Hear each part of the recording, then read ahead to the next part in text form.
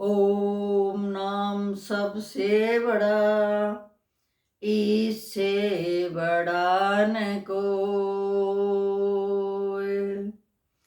जो भजे ओम को शुद्ध आत्मा होए। ओम नाम की लूट है, लूट सके तो लूट, फिर पाछे पछताएगा,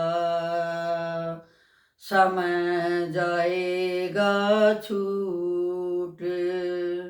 ओम नाम की लूट है, लूट सके तो लूट, फिर पाछे पछताएगा, समय जाएगा छूट। ओम सभी को मेरी राम राम। आज मैं आपको एक ऐसे भगत की कहानी सुनाना चाहती हूं जो कि खाटू श्याम का भगत है। कहते हैं कि ये कृष्ण भगवान जो है, इसी का करिश्मा हर जगह चलता है और खाटू श्याम भी उसी का एक रूप है, जो कि कहते हैं कि श्याम हर जगह है, कोई कण ऐसा नहीं है जहां श्याम नहीं है। इसी तरह से एक लड़का जो बचपन में खाटू श्याम के मंदिर गया था, प्रमोद नाम का लड़का अपने माँ बाप के साथ गया था और उसने वहां खाटू श्याम जाने के बाद उसकी गाथाएं सुनी तथा बचपन से ही खाटू श्याम की आराधना में लग गया। अब हर साल खाटू श्याम जाने लगा और परमात्मा में ध्यान लगाने लगा। सोचने लगा कि हे बाबा श्याम, आप ही मेरे सब कुछ है, जो आप चाहेंगे वही होगा। मैंने तो आप अपना जीवन आपके यहाँ न्यौछावर कर दिया है, मैं तो आपके ऊपर समर्पित हूं। अब लड़के की पढ़ाई पूरी हुई। घर वालों ने कहा कि अब तेरी पढ़ाई पूरी हो चुकी है, वैसे भी तू 20 साल का हो चुका है, तो अपना कोई नौकरी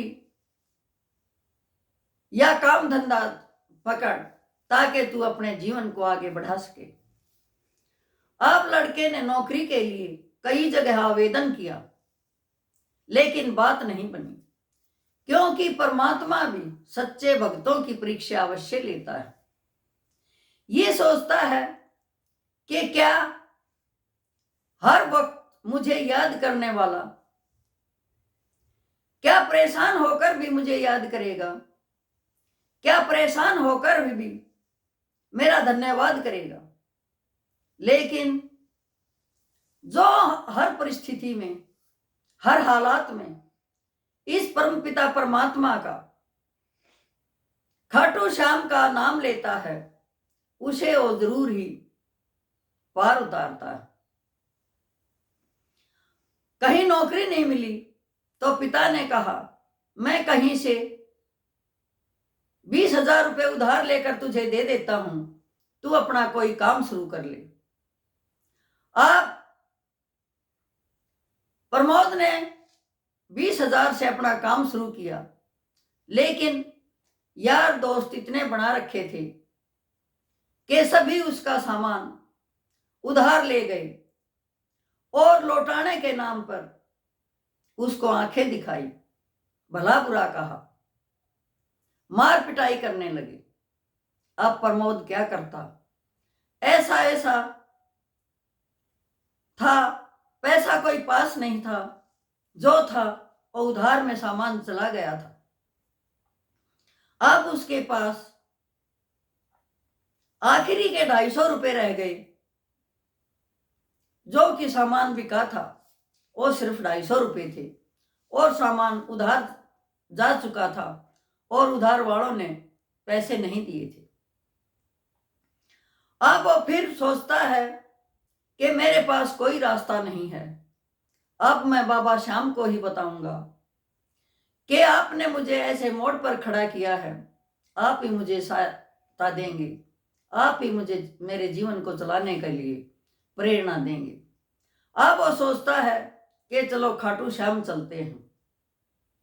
अब 250 रुपये की टिकट लेता है और खाटू श्याम से पहले ही बस वाला उसे उतार देता है, क्योंकि 250 रुपये में वहीं तक पहुंचा जाता है। लेकिन अब सोचता है कि अभी तो खाटू श्याम 20 किलोमीटर और है, या तो कोई भगत आएगा मुझे लेने या परमात्मा अपने आप भेजेगा कि आपके मंदिर तक पहुंच सकूं तथा आपसे मिलकर प्रार्थना कर सकूं। अब वहां बैठा हुआ था और सोच रहा था कि मुझे फ्री में तो कोई खाटू श्याम लेके नहीं जाएगा, मैं उसी की आराधना करता हूं और उसी से प्रार्थना करता हूं। अब मन ही मन सोचता है, बाबा मैंने तो आपको ही सब कुछ सौंप दिया है, आप जिस हाल में रखोगे मैं तैयार हूं, लेकिन आपके दर्शन करना चाहता हूं, मुझे कोई ऐसा रास्ता सुझाइए कि मैं आपके दर्शनों के लिए आप तक पहुंच सकूं। अब जो ही उसने सच्ची प्रार्थना की, क्या देखता है कि पीछे से काफी सेठ लोग खाटू श्याम के भजन गाते हुए आ रहे हैं और पैदल चल रहे हैं। अब उसने परमात्मा का शुक्रिया किया और कहा, हे मालिक तूने ये भगत मेरे लिए भेज दिए हैं, मैं भी इनमें मिलकर आपके द्वार पर अवश्य पहुंचूंगा। इतनी ही देर में पिता का फोन आता है, कहता है बेटा कहाँ है, क्या कर रहा है। अब बेटा इतना ही कहता है, पिताजी मैं बहुत अच्छा हूं और खाटू श्याम जा रहा हूं अपने परमात्मा से मिलने, उसके दर्शन करने। अब पिता को क्या पता था कि बेटे की जेब में ढीला नहीं है और उसका काम भी नहीं चला है। अब जैसे ही भगत मंडली में प्रमोद मिलता है, उसकी आत्मा गदगद हो जाती है और वो परमात्मा के भजन करता हुआ खाटू श्याम की तरफ चल पड़ता है। इतनी ही देर में जो ही भगत लोग जा रहे थे पैदल, एक बहुत बड़ा सेठ जो गाड़ी में आया और उसके निगाह प्रमोद पर पड़ी। उसने कहा, बेटा मुझे लगता है तू काफी थक चुका है और तू यही सोच के परमात्मा ने तेरे लिए गाड़ी भेजी है और तू मेरी गाड़ी में बैठ और परमात्मा के मंदिर तक चल। अब वह उसकी तरफ देखता है और परमपिता परमात्मा का नाम लेता है कि हे श्याम महाराज, तूने तो मेरी इतनी सुन ली कि वाकई में मैं निढाल हो चुका था, पैरों में छाले पड़ चुके थे, आगे चल नहीं सकता था और तूने तो मेरे लिए गाड़ी भेज दी। अब परमात्मा का शुक्रिया करता है और उस सेठ के साथ बैठ जाता है। अब सेठ प्रमोद से पूछता है, बेटा क्या करता है।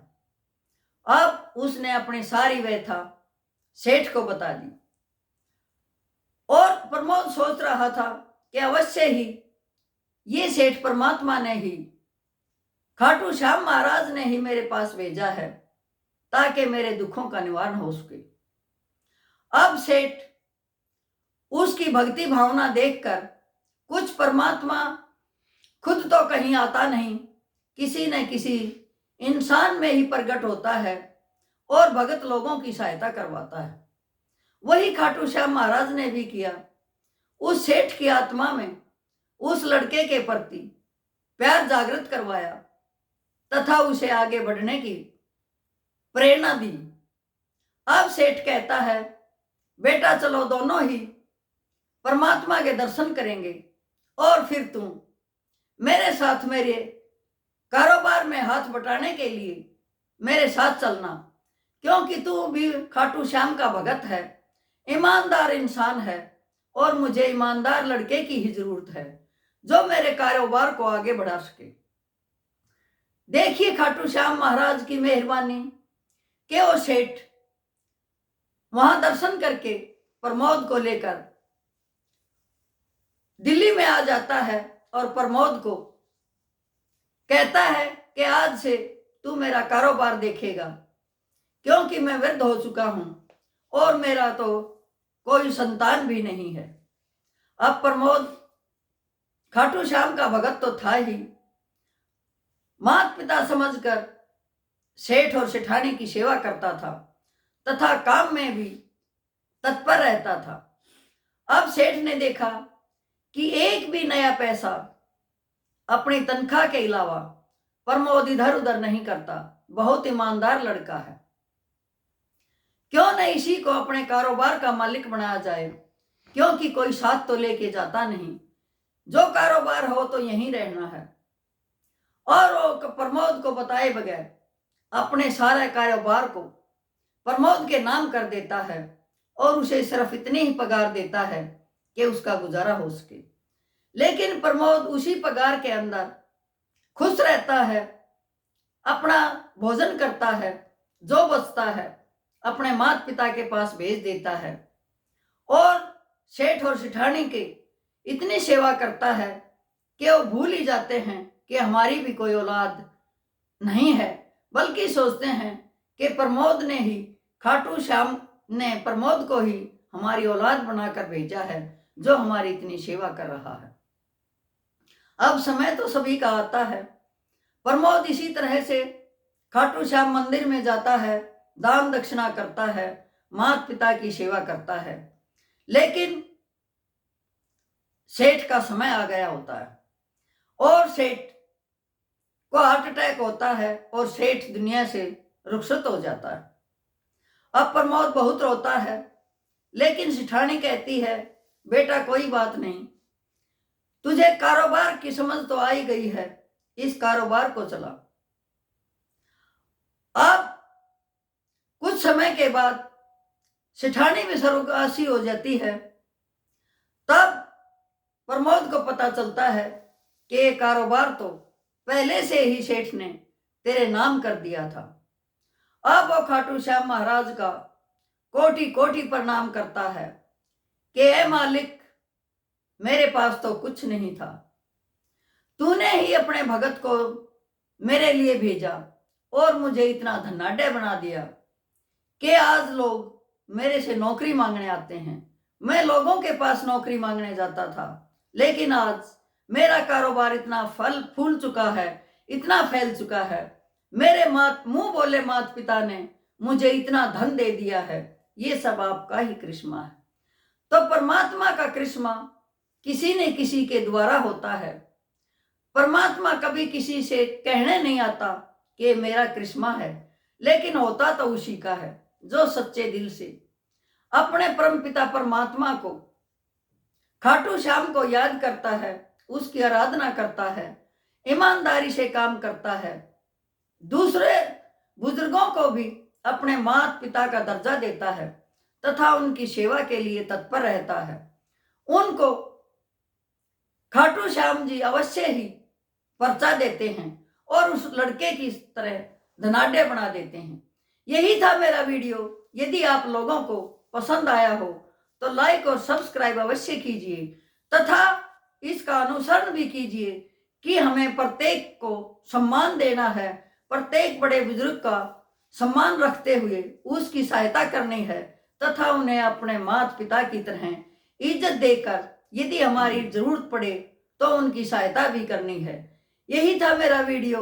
धन्यवाद।